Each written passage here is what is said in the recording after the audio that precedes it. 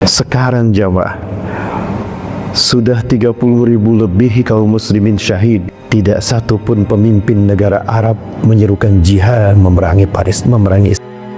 Ada mendengar? Tidak ada. Sedih saya. Mekah banyak yang ibadah haji. Di hotel Bapak Ibu kami ngantri untuk makanan. Ketika sampai kami makan, ada yang sudah selesai makan, tapi di piring makanannya masih banyak yang tersisa. Saudara kita mengamis mencari, bahkan mati kelaparan karena tidak ada makanan di Gaza. Beribadah kita di kota, di tanah suci Mekah, di depan Ka'bah kita menangis, di depan Raudhah kita menangis. Begitu keluar dari Masjid Nabawi, begitu keluar dari Masjidil Haram, ada McD, ada KFC, ada Pizza Hut, penuh tuh yang beli. Padahal sudah jelas keuntungan mereka.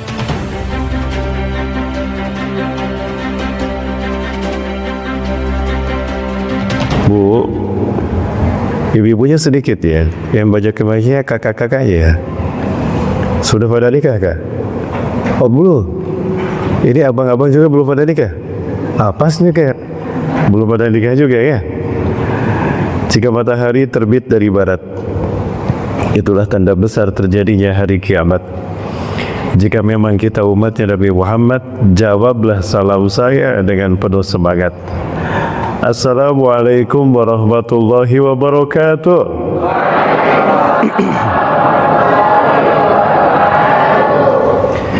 Alhamdulillahilladzi hadana li hadza wa ma kunna linahtadiya laula an hadana Allah.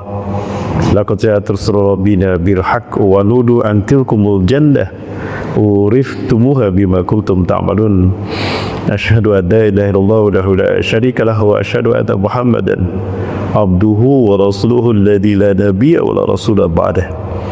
Allahumma fassalli wa sallim ala habibina wa nabiyina Muhammad ibn Abdullah wa ala alihi wa ashabihi wa bawala. Masya Allahu kan wa malam yasha lam yakun wa la hawla wa la quwwata illa billah. Qala Allah ta'ala fi kitabihil karim wa biqawlihi yahtadil muhtadun. A'udzu billahi samii'il 'aliim minasy syaithaanir rajiim min hamzihi wa nafthihi wa nafthihi. Iqtaraba lin-nasi hisabuhum wa hum fi ghaflatin mu'ridun. Ma ya'tihim min dzikrin min rabbihim muhdatsin illa istama'uhu wa hum yal'abun lahiyatan qulubuhum. Atau kama qala ta'ala fi ayatil ukhra, hal yanzuruna illa an ta'tiyahumul malaikah aw ya'tiya rabbuka aw ya'ti ba'du ayati rabbik. Yawma ya'ti ba'du ayati rabbika la yanfa'u nafsan imanuha lam takun amanat min qabl aw kasabat fi imaniha khaira. Qul intaziru inna muntazirun. Wa qala Rasulullah sallallahu alaihi wasallam wa huwa as-sadiqul wa'dil amin, ayuhan nas innahu qad azlakum syahrun azimun syahrun mubarakun syahrun fihi lailatul qadri wa huwa khairun min alfi syahr. Syahrun faradallahu siyamah faman tatawwa'a bi khaslatin minal khair kana kaman ada faridatan fi masiwa wa man ada faridatan fi kana kaman ada sab'ina faridatan fi masiwa wa huwa syahrus sabri was sabru thawabuhu jadda.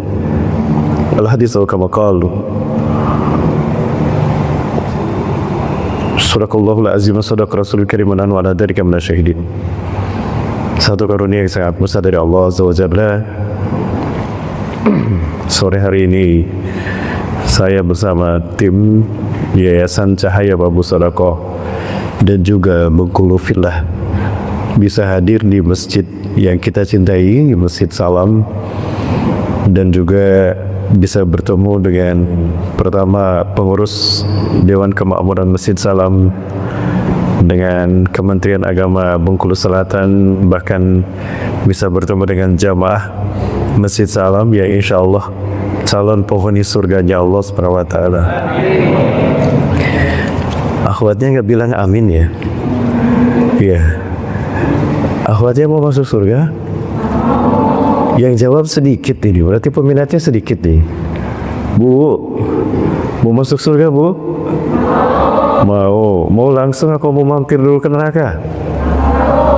Mau langsung sore ini? Mau juga sore ini. Ada yang mau sore ini ya? Masya Allah.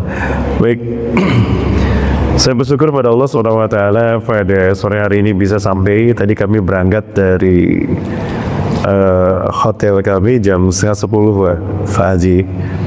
9:30 kemudian kami Jumatan tadi sholat Jumat di Talo ya. Ada pohon tumbang. Sambil kami nunggu pohon itu dipotong, dibersihkan karena menghalangi jalan, kami sama sekali tidak bisa lewat. Kami sholat Jumat alhamdulillah di masjid apa tadi Bang? Nggak tahu ya. Di daerah habis Jumatan alhamdulillah kami sampai. Ini adalah kesempatan kami pertama langsung ke Bengkulu Selatan kajian, dan ini hari yang keempat ya kami berada di Provinsi Bengkulu, dan ini kunjungan yang kedua kami bersama Yayasan Cahaya Babu Sodako dan juga Bengkulu Villah hadir ke Provinsi Bengkulu, dan ini juga merupakan kunjungan yang dahsyat luar biasa karena sudah mungkin 20 hari saya tidak pulang ke rumah. Berangkat dari rumah tanggal berapa Dek? Berangkat dari rumah tanggal 20 Februari ya, langsung ke Turki. Kami di Turki 5 hari. Dari Turki kami ke Madinah, dari Madinah kami ke Mekah. Qadarullah memang karena pesawat full Februari ini, maka kembali pulang kami dari Mekah menggunakan Turki lagi, Turkish Airlines. Qadarullah di Taif ada kabut sehingga ditunda keberangkatan selama 12 jam. Kemudian sampai di Turki Istanbul kami pun ditangguhkan lagi selama 12 jam, Mbak. Kemudian ketika kami konfirmasi keberangkatan connecting flight kami dari Turki ke Jakarta, kami diberi tiket, di mana tiket ini transit dulu di Bangkok, Thailand. Qadarullah Bapak Ibu, ini beberapa kali perjalanan kami yang luar biasa pulang, sehingga yang harusnya saya ketemu anak-anak dulu di rumah Pak, ke Bandung dulu, ternyata tidak bisa. Jadi dari Jakarta langsung ke Bengkulu Bapak Ibu. Subhanallah, jadi kami tidak sempat pulang ke rumah. Apa yang kami dapatkan kemarin selama di Tanah Suci, senang, memang senang karena bisa menghantar jamaah melaksanakan ibadah umrah. Namun ada sedih juga. Sedihnya apa? Umat Islam yang kemarin melaksanakan ibadah umrah luar biasa, seperti ibadah haji saja, sumpah penuh, baik di Madinah ataupun apalagi di Tanah Suci Mekah, di Masjidil Haram, sumpah luar biasa. Ketika tawaf itu susah untuk bergerak cepat karena memang penuh, luar biasa. Dan saat itu saya berpikir, ya Allah, betapa banyak umat Islam di muka bumi ini, betapa banyak umat Islam dari seluruh dunia yang hadir di Tanah Suci Mekah ini, tapi nyaris tidak ada satu negara Islam pun yang bisa menyelamatkan Palestina. Tidak ada satu negara Islam pun yang bisa melawan Islam, yang hatta yaum sampai hari ini mereka masih leluasa membantai dan memperandakan saudara-saudara kita. Padahal dulu ketika Rasulullah SAW masih hidup, tidak pernah melewatkan satu hari pun ketika ada berita satu orang muslim dibantai dan dizolimi. Betul Bapak Ibu? Halo? Udah kemana nih suaranya nih? Jawa. Woi Jawa. Baik. Ketika berada di Hudaybiyah, Rasulullah SAW didampingi oleh 700 orang sahabat. Pada saat itu Rasulullah SAW mendapatkan perintah dari Allah untuk melaksanakan ibadah haji. Senang para sahabat, senang. Bagaimana tidak senang? Ya, ibadah yang kelima, syariat yang kelima yang menyempurnakan 5 pilar syariat Islam mereka. Datang perintahnya, senang, gembira para sahabat untuk menunaikannya. Ya. Maka para sahabat siap-siap untuk menunaikan ibadah haji. Tapi Rasulullah masih mandek, Rasulullah masih diam, termenung Rasulullah. Kenapa ya Rasulullah? Ayo kita laksanakan ibadah haji. Rasulullah masih diam. Lalu apa kata Rasulullah SAW? Apa kalian lupa kalau sekarang kita sudah mayoritas? Dulu kita sedikit, sekarang kita mayoritas, 10.000 orang kita di Madinah. Sekarang saja yang ikut kita ada 700 orang. Nah, kalau kita datang begitu saja ke Tanah Suci Mekah untuk melaksanakan ibadah haji tanpa pemberitahuan kepada penduduk Mekah, mereka akan mengira kita menyerang kota Mekah. Maka bukannya ibadah haji, malah berperang kita nanti. Maksud Anda ya Rasulullah, harus ada yang diutus untuk memberitahukan kepada rakyat Mekah, kita datang untuk ibadah haji, bukan untuk berperang. Ceritanya begitu. Maka kemudian disepakatilah untuk diutus seorang sahabat. Awalnya Abu Bakar. Oh jangan, Abu Bakar sudah mulai diincar. Umar, apalagi Umar. Utsman, nah Utsman saja kata Rasulullah. Utsman gak punya musuh, gak ada orang yang dendam sama Utsman. Baik, sepakatilah para sahabat saat itu. Atas izin Rasulullah SAW dikirimlah sahabat Utsman bin Affan. Pergilah Utsman bin Affan memberitahukan kepada penduduk Mekah bahwa Rasulullah SAW bersama 700 orang sahabat akan datang melaksanakan ibadah haji, bukan untuk berperang. Namun apa yang terjadi? Lama ditunggu berita Utsman bin Affan belum juga datang. Ditunggu-tunggu berita apakah sudah bisa masuk ke kota Mekah, belum juga datang berita, dan Utsman tidak datang pula. Tidak kelihatan batang hidungnya. Gelisah Rasulullah dan para sahabat. Malah tidak lama datang berita yang datang pada Rasulullah SAW, ternyata adalah berita kalau Utsman bin Affan dibunuh. Sekali lagi Bapak Ibu, yang sampai ke Rasulullah, justru ke telinga Rasulullah, Utsman bin Affan dibunuh. Baru berita. Rasulullah tidak melihat jasad Utsman bin Affan yang belum mendarah dan tak bernyawa, tidak. Hanya berita datang kepada Rasulullah SAW, Utsman bin Affan dibunuh. Apa yang terjadi?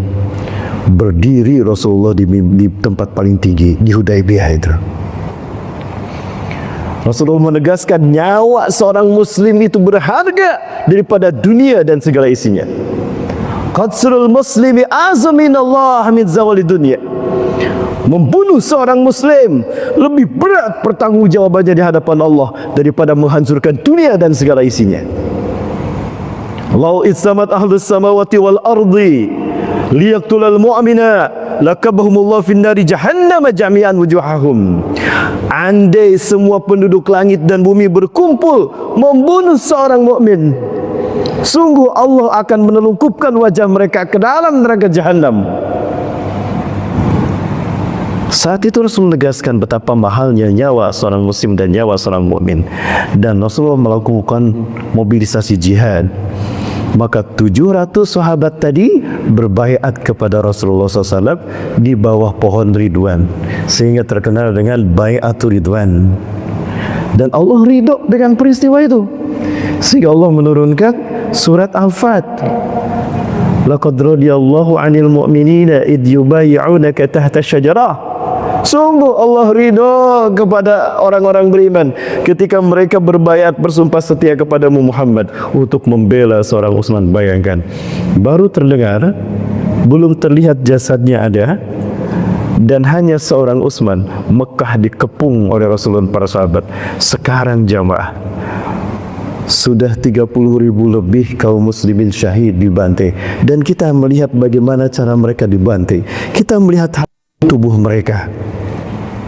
Tidak satu pun pemimpin negara Arab menyerukan jihad, memerangi Palestina, memerangi. Ada mendengar? Tidak ada. Sedih saya, Mekah banyak yang ibadah haji. Di hotel Bapak Ibu kami ngantri untuk makanan. Ketika sampai kami makan, ada yang sudah selesai makan, tapi di piring makanannya masih banyak yang tersisa. Saudara kita mengemis mencari, bahkan mati kelaparan karena tidak ada makanan di Gaza. Beribadah kita di kota, di tanah sejuk, bahkan di depan Ka'bah kita menangis, di depan Raudhah kita menangis.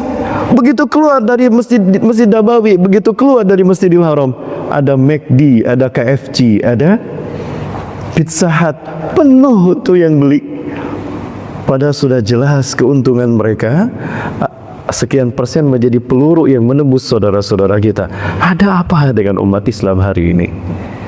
Bapak Ibu, jamaah sekalian rahmati Allah, inilah Islam akhir zaman, dan seperti inilah barangkali Ramadan di akhir zaman bagi saudara-saudara kita. Jadi benar apa yang dikhawatirkan Rasulullah SAW tentang nasib umatnya di akhir zaman. Sehingga tidak salah kalau Rasulullah SAW berkali-kali memanggil umatnya ummati, ummati, ummati. Allah, nanti kita sambung dengan kondisi menjelang Ramadan di Gaza, Bapak Ibu sekalian, Allah. Alhamdulillah, di Turki kami satu hotel dengan Muslim Gaza. Kami ngobrol dengan mereka dan berbicara tentang kondisi mereka di Gaza. Ya, kami makan sarapan bersama satu ruangan dengan Muslim Gaza yang ada di Turki, Istanbul. Bagi jemaah laki-laki yang sebelah kanan, barangkali bisa melihat ke sebelah kiri, sebelah kiri saya karena layarnya ada di sana. Iwabillah, akhir hayat merupakan kesempatan yang paling penting bagi siapapun, terlebih bagi Rasulullah SAW. Apalagi untuk sekelas Rasulullah SAW. Dan di akhir hayat biasanya diberikan nasihat atau pesan penting agar diperhatikan oleh siapapun yang masih hidup. Dan ternyata di akhir hayat Rasulullah SAW selain memerintahkan untuk memelihara sholat, memelihara orang-orang lemah di antara kita, Rasulullah memanggil umatnya berkali-kali, umatku, umatku, umatku. Dan ketika Rasulullah dihampiri oleh malaikat Jibril dan Mikail, ketika Rasul bertanya, ya Jibril, ma haqi amam Allah, apa hakku di hadapan Allah nanti Jibril? Kami para malaikat sudah menanti kedatangan roh Anda. Semua pintu surga sudah dibukakan untuk menyambut rohmu ya Rasulullah. Silahkan jika Anda ingin lihat ya Rasulullah, bahkan tempat Anda di surga itu sudah Allah bukakan. Anda ingin tahu seperti apa tempat Anda di surga, silakan lihat ya Rasulullah. Sedikit pun Rasulullah tidak bergeming melihat surga. Surga yang mungkin siapapun sangat ingin melihatnya. Bahkan Jibril pun ingin melihatnya, tidak boleh. Rasulullah tinggal melirik saja, tapi tidak Rasulullah lakukan. Rasulullah masih mencemaskan kita umatnya di akhir zaman, sehingga beliau berkali-kali memanggil kita umatku, umatku, umatku. Alhamdulillah, apa yang kita saksikan hari ini, itulah barangkali yang membuat Rasulullah cemas, yang membuat Rasulullah SAW khawatir, sehingga berat bagi Rasulullah untuk meninggalkan umatnya di akhir zaman ini, di zaman penuh dengan fitnah seperti yang kita saksikan hari ini. Bapak Ibu sekalian kekasih Allah, demi Allah, saya menyaksikan langsung dengan mata saya bagaimana luka-luka mereka. Lama saya merenung dan meneteskan air mata. Ya Allah, aku curhat kepadamu ya Allah. Sampai hari ini tidak satu pun negara umat Islam yang berani menghentikan nakaz membatas saudara-saudara kami ya Allah. Kemana mereka? Tapi di sini penuh sekali di depan bayatmu ya Allah.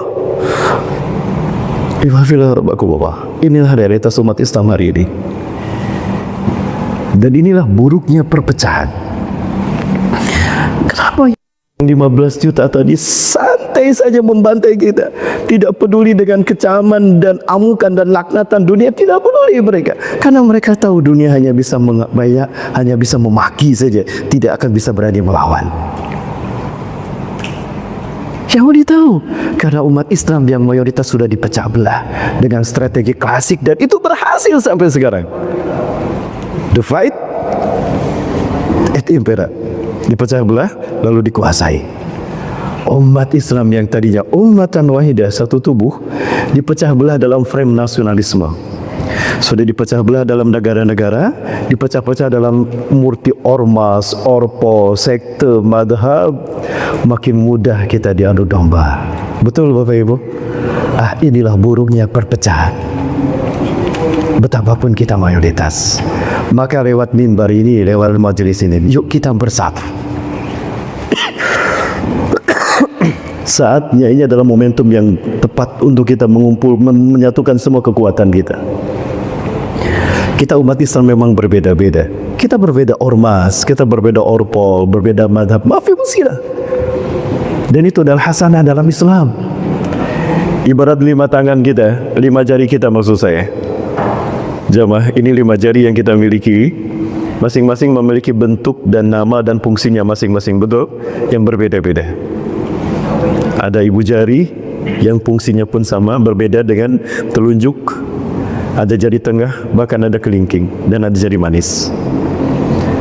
Masing-masing punya kelebihan yang tidak dimiliki oleh jari yang lain. Tapi tidak mungkin kita melawan musuh atau berjuang hanya dengan menggunakan satu jari kita, betul? Ada musuh mengajak berkelahi sama kita, kita lawan dengan telunjuk kita. Siapa yang akan kalah? Musuh kita yang jatuh atau telunjuk kita yang patah? Telunjuk kita yang patah. Tidak mungkin jari kita masing-masing berjuang, betapapun jari kita kuat. Tapi kalau 5 jari ini kita kepalkan semua, ada yang mau nyicip?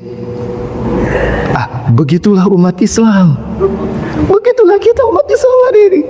Kita masing-masing punya kelebihan yang tidak dimiliki. Kita berbeda, silakan. Berbeda madhab, ormas, silakan.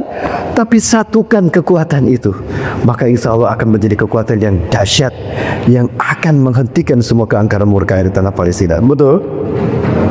Jamaah, mana nih suaranya? Jamaah, masih bersama saya? Jamaah yang dirahmati Allah Subhanahu wa Ta'ala.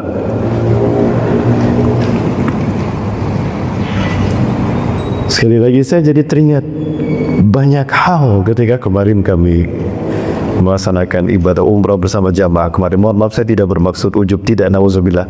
Hanya menyampaikan oleh muhasabah saja menjelang Ramadan di akhir zaman ini.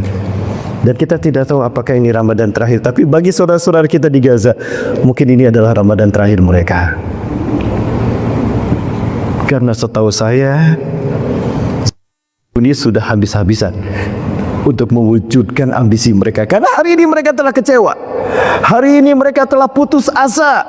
Demi Allah,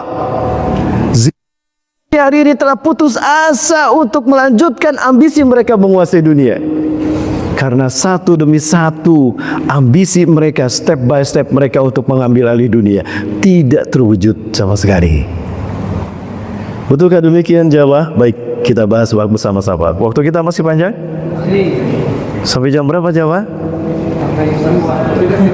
Sampai saya kuat. Sampai subuh, siap? Saya tagih sampai subuh ini.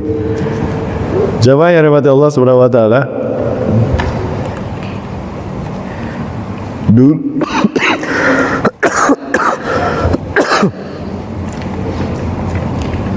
dulu kami diundang seminar. Di seminar itu kami sampaikan tentang ambisi menguasai dunia. Apa ambisi menguasai dunia? Ya, ada sebuah proyek yang diberi nama The Jericho Project. Ini dia. Dan ini dibenarkan oleh panelis kedua setelah saya. Beliau adalah mantan misionaris yang kemudian masuk Islam dan menjadi pendakwah, menjadi ustaz. Kiai Haji Dr. apa? Saya lupa lagi namanya. Nah, beliau membenarkan apa yang saya sampaikan. Jadi orang-orang Yahudi Zionis Kabalah, mereka meyakini bahwa Masehi ini hanya berumur 3 tahun saja, 3000 tahun saja. Nah, maka itu versi mereka. Artinya setelah 3000 kiamat. Setelah 3000 ini kiamat. Nah, 3000 ini mereka bagi menjadi 3 milenium. Artinya 1 milenium 1000 tahun. Dan hari ini kita berada di milenium keberapa? Ketiga. Maka sengaja yang milenium ketiga kita kasih warna orange. Artinya hari ini kita berada pada milenium ketiga. Dimulai dari 2000 sampai 3000. Tiga taktik milenium ketiga inilah, 1000 tahun terakhir inilah yang mereka namakan Y2G, Y2K. Pernah mendengar Y2K? Pernah mendengar kata Y2K? Orang mengenal Y2K adalah era kebangkitan teknologi, informasi, globalisasi. Ternyata bukan. Y2K syarat bermuatan ideologis. Bagi kita sebetulnya Y2K singkatan dari Year of the Yehud Kingdom. 1000 tahun terakhir bagi bangsa Yahudi mendirikan singgasananya di muka bumi. Dan ini adalah step by step mereka untuk menuju negara dunia tadi. Yang pertama, one government in the world. Satu pemerintahan tunggal di dunia. Dan kita mengetahui sekarang sebab bisa merasakan dunia seolah sekarang diatur, dikendalikan oleh itu. PBB saja tunduk pada Mahkamah Konstitusi Internasional, tim Amnesty Internasional pun tidak berdaya menghadapi kezaliman itu. Seolah-olah mereka yang punya kekuasaan di dunia ini, tidak ada yang berani mengalahkan mereka, dan itu sombongnya mereka. Ya, kemudian artinya negara-negara di dunia adalah shadow government-nya Yahudi, cabangnya Yahudi, harus sejalan dengan agenda Yahudi. Tidak sejalan dengan agenda mereka, hancur. Coba lihat Muammar Gaddafi. Kurang apa Muammar Gaddafi? Beliau ditakuti oleh Amerika. Muammar Gaddafi waktu itu punya rencana membentuk United of Arab International, membuat Liga Arab, membuat persekutuan fakta kekuatan Liga Arab. Akan dibuat kekuatan militer Arab, kemudian juga kekuatan ekonomi, bahkan kekuatan militer. Dan akan kembali ke dinar dirham. Takutlah sama Inggris, takutlah ya, maka digulingkanlah Muammar Gaddafi. Jadi siapapun yang bertentangan dengan agenda yang hancur. Saddam Hussein begitu pula. Indonesia lanjutkan bersama anak saya. Halo? Aman?